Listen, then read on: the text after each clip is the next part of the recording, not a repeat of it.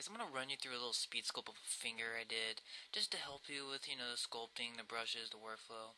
So I brought in an image using Spotlight, and immediately I just go into my transpose and stretch it out, kind of in the shape of a cylinder.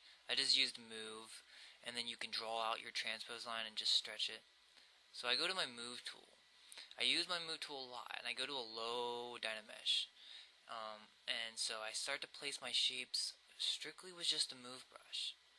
As you can see, I try to get the main forms. I'm thinking of the fat pads, and so that's really all I'm thinking about. It's just using the move brush and getting those primary forms. Think about the proportions of the bones from each other. On the bottom side, the fat pads, they're equal. You can see that I'm trying to make them equal. But on the top side, they have a proportion to them. So you wanna take a look at that and try to think about it. So I go into my clay buildup and immediately start sculpting at a higher Dynamesh now. Now that I got my primary forms, I can get in there and start sculpting. I'm using clay buildup, and I'm trying to match my reference to get those shapes a little bit more like it. Using DM standard, I kind of place my my lines in there, and I'm looking from a lot of different views to make sure my form's right. I don't want to get a misinterpretation, and so I leave a little indication for the nail. I like to do that, a little insertion point. So what I do is I come in, I start pinching things up, making sure it's not too fat, and I'm going to pinch the lines up, check it from a bunch of different angles, and I start to get damn standard. And what I like to do is use damn standard, hold alt to get my planes in. So I kind of like use damn standard as a way for getting planes, and then I complement it with trim dynamic, and it gives me some really nice planes. So here you go. I'm kind of just trimming up those damn standards that I did just to indicate my forms.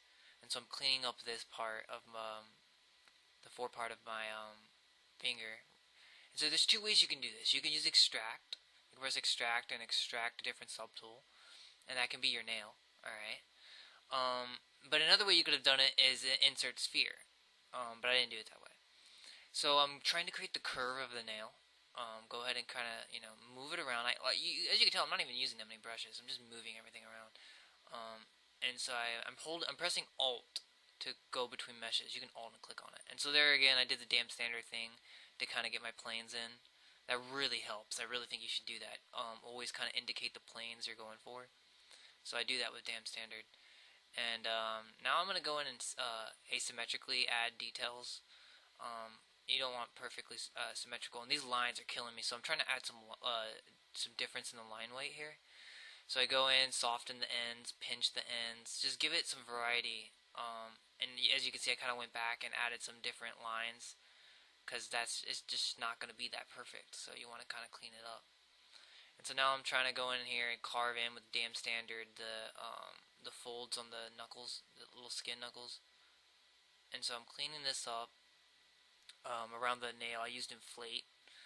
I used inflate to clean up the carvings a little bit, so you can clean your damn standard carvings with inflate. And I use pinch to bring my meshes together, like I just did for the nail and the. And now I'm coming back over all my markings with clay buildup to kind of, like I said, mess with the line weight. You don't want perfect lines, you don't want it to look like you just carved in it.